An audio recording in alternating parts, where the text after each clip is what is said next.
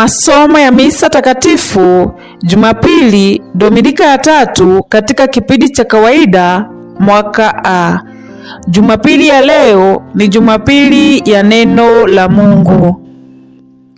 Somo la kwanza, Isaya sura ya 9 mstari wa 1 hadi 4. Somo katika kitabu cha nabii Isaya.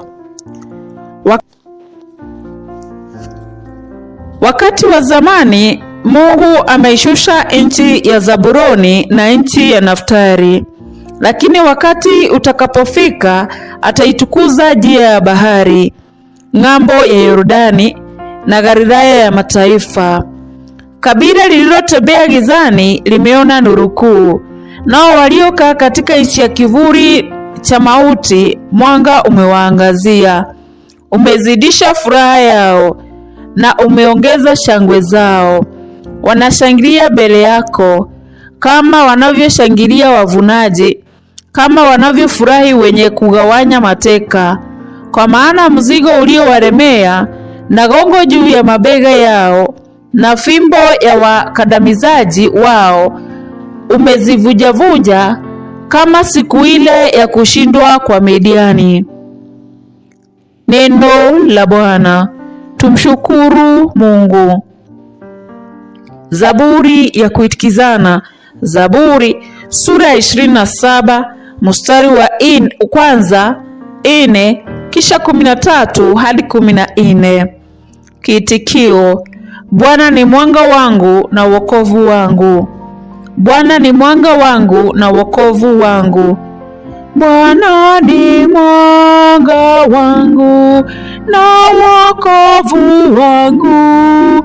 Bwana ni mwanga wangu na wokovu wangu. Bwana ni mwanga wangu na wokovu wangu. Nimwogope nani?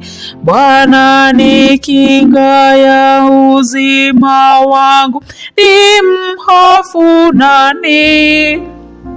Bwana ni mwanga wangu na wokovu wangu.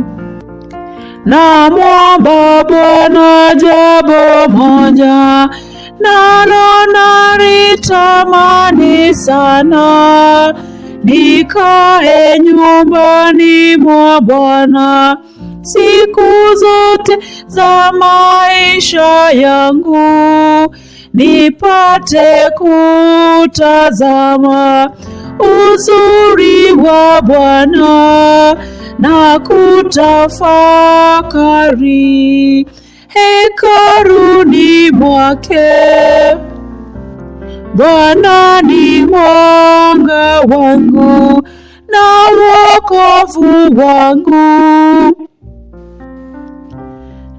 Naamini ya kuwa nitauona wema wa Bwana katika nchi ya walio hai.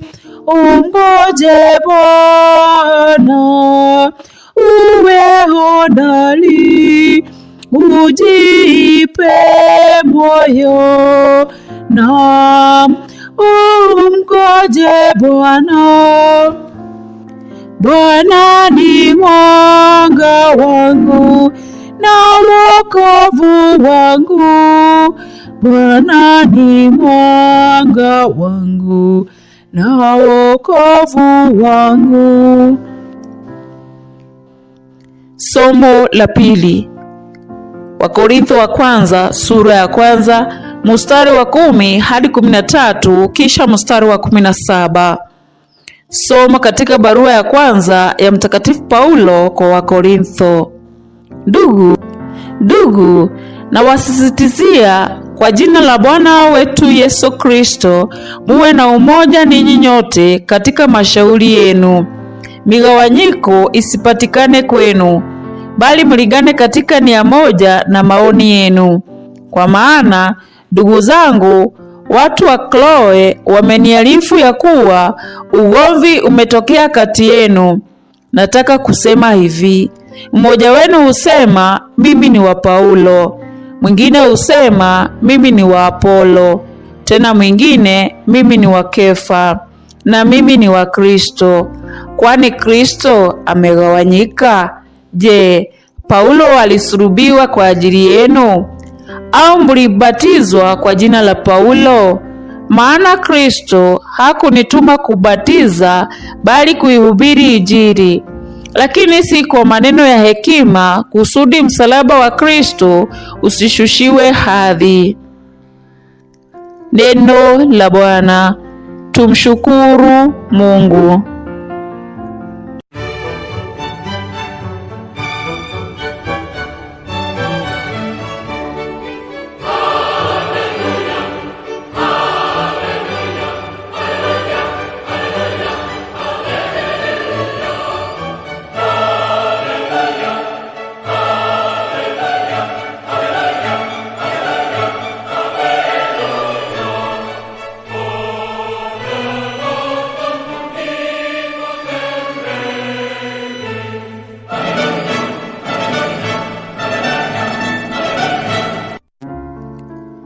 Yesu alitangaza Injili ya ufalme na kuponya kila namna ya magonjwa na maradhi kati ya watu.